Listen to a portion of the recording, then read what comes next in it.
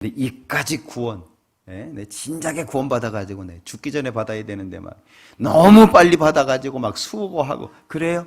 정말 그래요? 이같이 큰 구원을 등한히 여기면 어찌 피하려? 여러분들 지금 내 마음속에 구원이 작아요, 커요? 구원이 절대적이에요, 상대적이에요? 절대적이죠. 어쩌다가. 그죠? 어쩌다가. 내가 어쩌다가 하나님 눈에 들어가지고. 우리가 삼시에 온 사람 마음이 되면 안 되잖아요. 네? 그죠? 삼시에 온 사람 마음이 되면 안 되잖아요. 6시나 9시에 온 사람 마음이 돼도 안 되잖아요. 우리 11시에 들어왔거든요. 전 11시에 들어왔어요. 누구 원망할 거예요? 뭐 불평할 거예요? 누가 마음에 안 드세요? 어떤 체제가 마음에 안 드세요? 예? 뭐 부족해요? 그러지 않아요. 남아요, 남아. 제가 가끔 그런 생각 해봅니다. 지금부터 내가 죽을 때까지 하나님이 한 번도 안 도와주신다. 그럼 나 어떻게 할까? 오늘부터 내가 죽을 때까지 하나님이 나 안 도와준다. 어쩔까? 어떻게 하실래요? 고민해봅니다. 그리고 답을 생각하죠.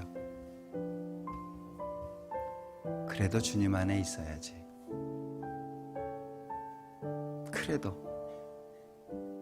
비록 눈물을 흘릴 때도 있고 사람들한테 무시당할 때도 있고 경제적으로 어려워가지고 정말 먹을 것이 없을 수도 있겠지.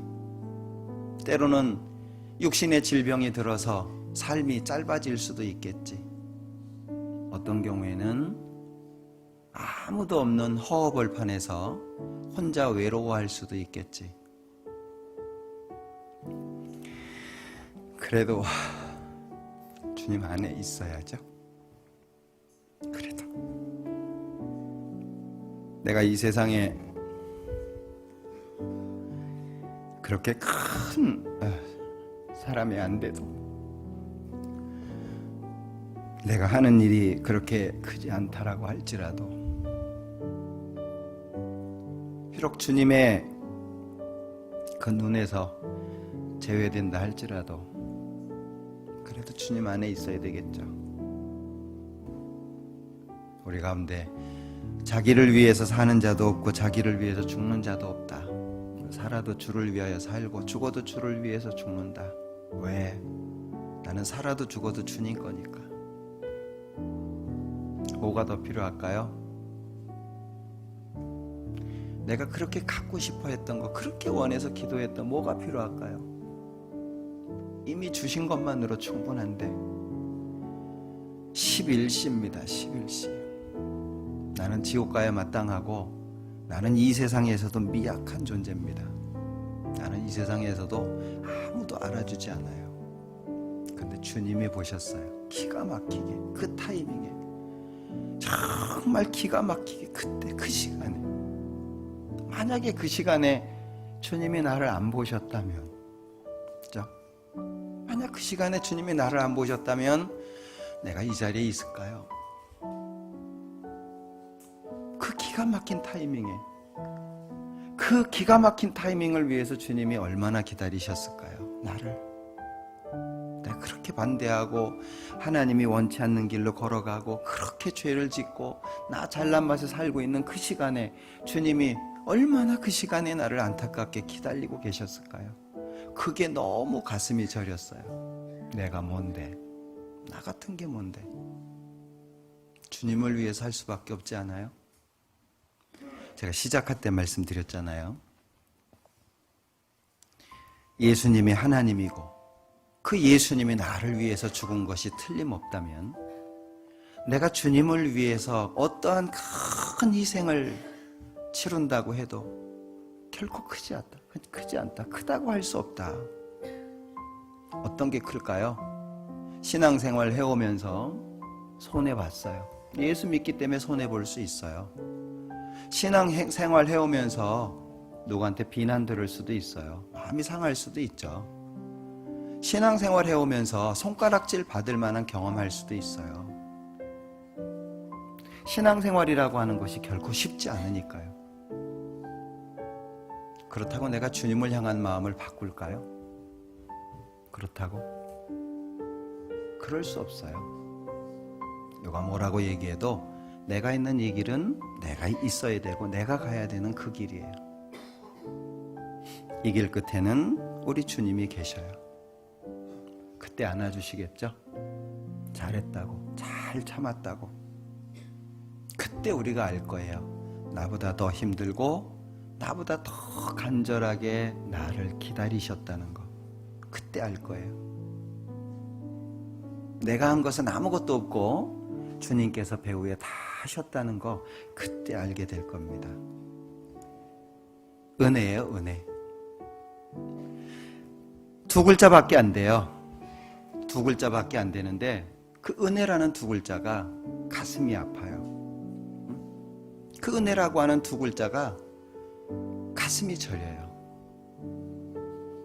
도대체 은혜라고 하는 것이 뭐길래 그 은혜라는 두 글자가 이렇게 마음을 이렇게 다양하게 만들까요? 나에겐 은혜가 뭐죠? 여러분들은 나에게 은혜가 무엇입니까? 오늘 찬양해 주신 찬송가에 항상 묵상하는 찬송이기도 하지만 2절에 보면 1절 두 번째 단락에 보면 저 높고 높은 별을 넘어 이 낮고 낮은 땅 위에. 이해되시나요? 뭐 크게 설명할 거 없는 것 같아요. 여러분들은 나를 구원하기 위해서 이 땅에 오신 그 예수님이 마음속에 얼만큼의 크기로 자리 잡고 있습니까? 삶 속에 부족하면 예수님이 작아집니까? 아니면 내가 원하는 것을 얻지 못했을 때, 또는 신앙의 삶 속에 어려움이 생겼을 때 과감하게 내던져 버릴 수 있는 정도의 크기입니까? 주님의 말씀을 따라서 순종하기보다는 주님의 말씀에 순종하는 것이 힘들어서 그냥 쉽게 내던져 버릴 정도의 크기십니까? 그 크신 하나님의 사랑 말로 다 형용 못하네. 저 높고 높은 별을 넘어 이 낮고 낮은 땅 위에. 나 때문에 두 팔 걷어붙이고 날 구원하시려고 오셨어요. 우리가 마음속에 가장 크게 생각해야 되는 은혜입니다.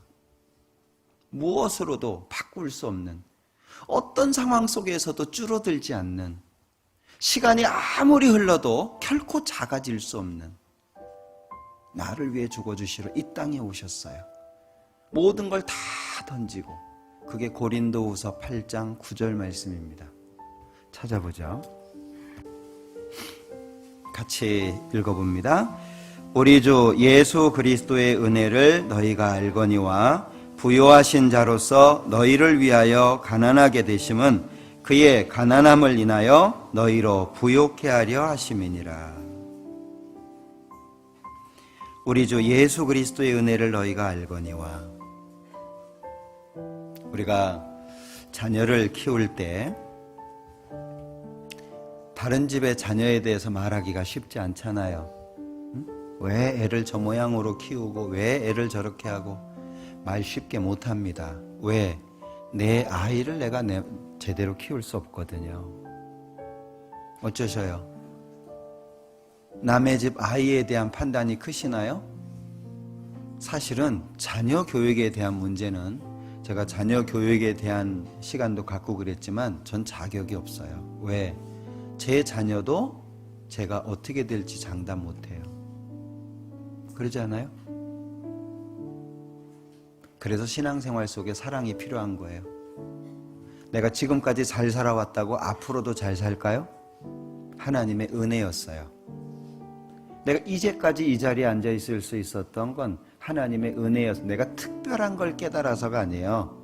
하나님 앞에 내가 특별해서가 아니에요. 하나님 앞에 내 지식이 특별하게 뛰어나서가 아니에요. 하나님이 지켜주신 거예요. 하나님이 내 손 지금까지 붙잡고 계신 거예요. 그래서 내가 지켜진 거예요. 앞으로도 마찬가지겠죠. 그래서 우리는 판단을 못합니다. 성경이 그래서 판단하지 말고 비판하지 말라고 하신 거예요. 왜? 나도 어떻게 될지 내가 몰라요. 누구 판단할까요? 누굴 정죄할까요? 내가 누구라고? 입법자와 재판자는 오직 한 분 하나님이십니다. 주님이 오시면 그날 다 밝혀질 거예요. 우리 주 예수 그리스도의 은혜를 너희가 알거니와 부요하신 자로서, 부요하다. 뭐가 부요할까요? 우리가 생각하는 그런 거하고 다릅니다.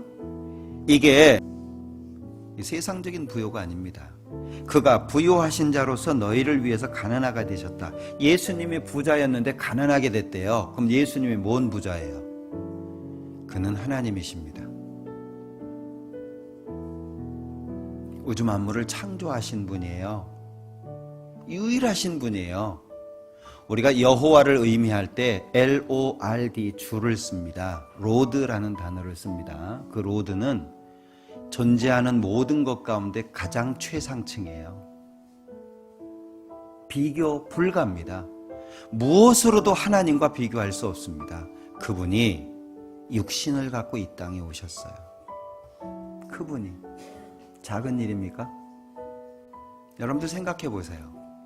우주 만물을 창조하신 하나님이 나 구원하려고 이 땅에 오셔서 육신을 입고 사람들조차 천하게 생각하는 그 육신을 입고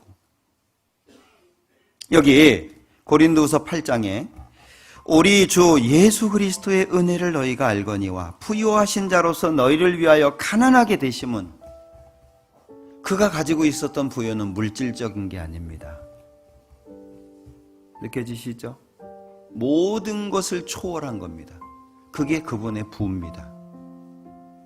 없앨 수도 있고 만들 수도 있고 세울 수도 있고 허물 수도 있고 모든 것을 마음대로 주관하실 수 있는 분, 그분입니다.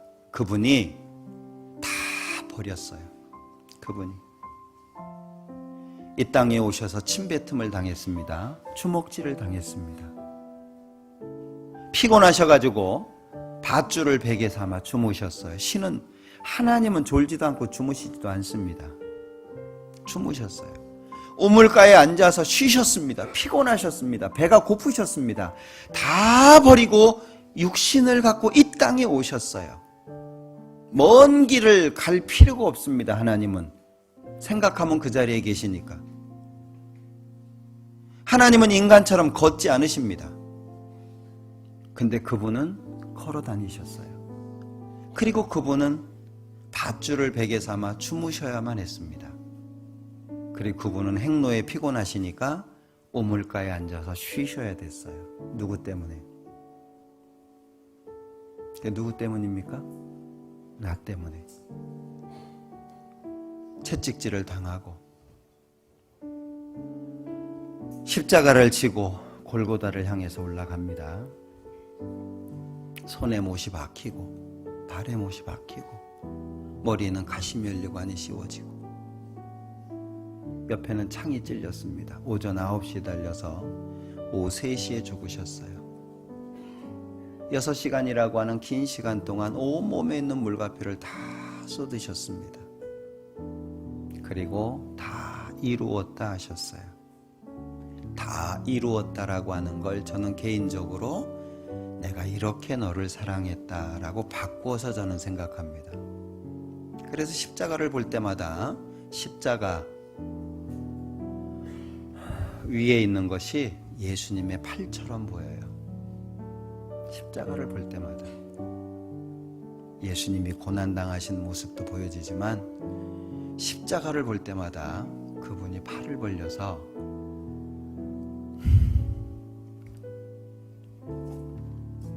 저를 안아주시는 것 같아요. 십자가를 볼 때마다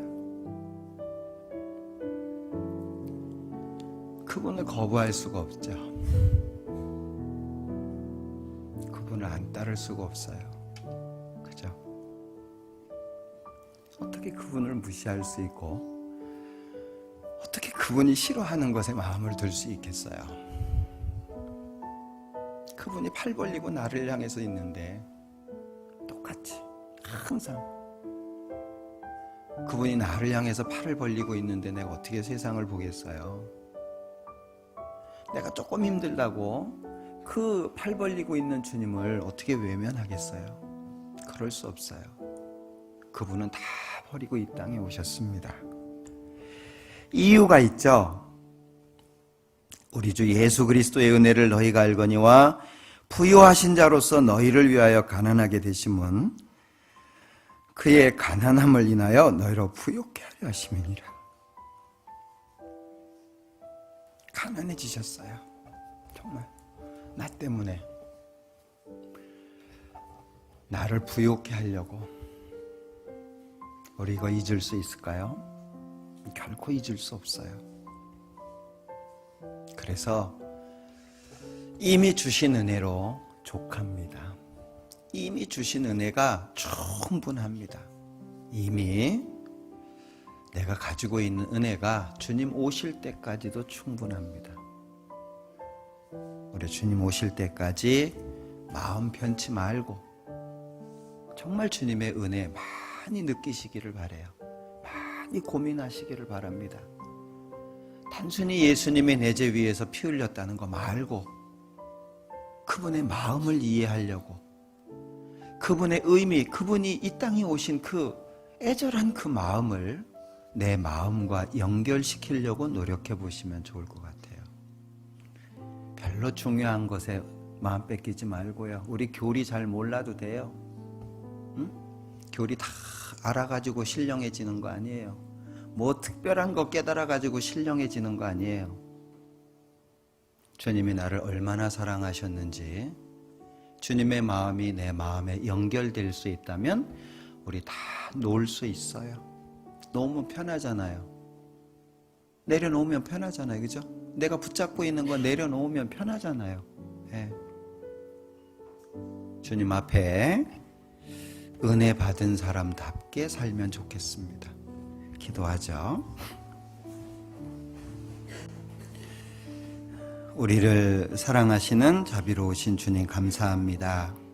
주일을 맞이해서 하나님 말씀, 특별히 은혜에 대해서 같이 고민해 봤습니다. 우리를 말씀 가운데 양육해 주시고 주님의 큰 은혜 가운데 기쁨의 삶을 살게 도와주시고 항상 주님 앞에서 좌로나 우로나 치우치지 않도록 도와주시기를 원합니다. 우리 서울 강서교회 모든 형제 자매님들 한 사람 한 사람 일일이 기억해 주시고 어디에 어떠한 형편에 있든지 붙잡아 주시고 도와주셔서 한 사람도 하나님의 이 은혜 가운데에서 벗어나지 않도록 도와주시기를 원합니다. 내일부터 집회가 계획되어 있습니다. 하나님께서 함께 해주시고 하나님의 말씀이 전해지는 모든 곳마다 하나님의 영광이 나타날 수 있도록 역사해 주옵소서. 함께 해주시기를 원하면서 예수님의 이름으로 기도합니다. 아멘.